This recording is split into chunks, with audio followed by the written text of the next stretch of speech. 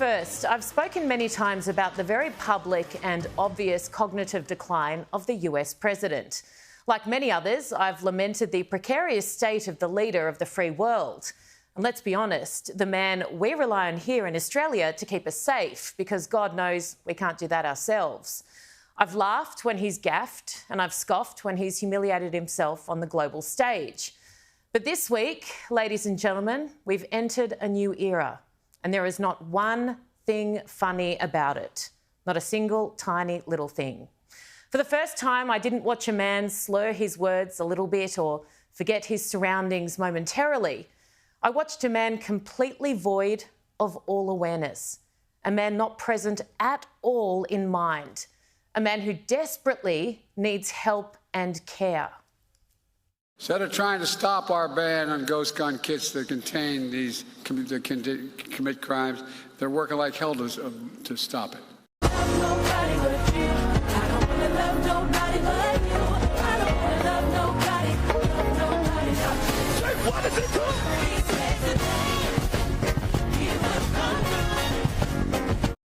Now, this is no longer the fault of Joe Biden in any way, shape or form, i.e. an unwillingness to walk away or to give up power. No, he is well beyond that now. And that was flattering, by the way, that vision we showed you.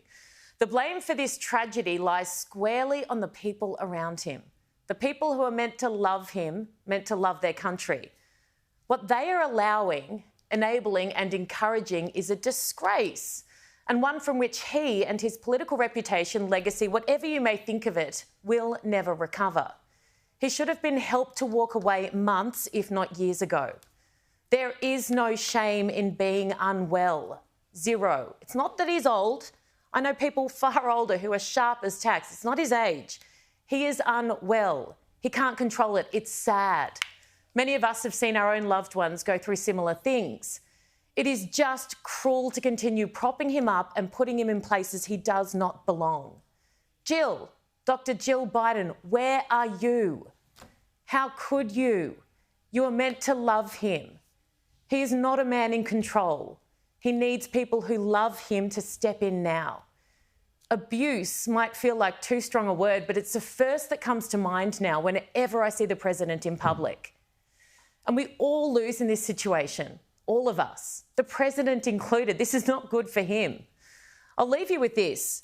There is no way in hell Joe Biden is running America. No way. Which raises a question, who is? And in a democratic society, that just ain't good enough. We elect leaders, then live with the consequences of what the majority of us wanted at the time, what we chose. Whoever is calling the shots was not voted in.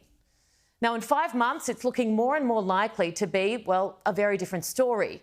You might dislike Donald Trump, plenty do, but you will never, ever doubt that he's the one in charge. This morning, he returned to Washington for the first time since the January 6 riots.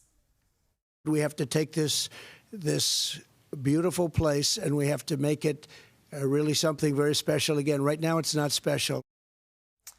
And let's hope for all our sakes, and given the alternative, come November, he'll be there on a much more permanent basis.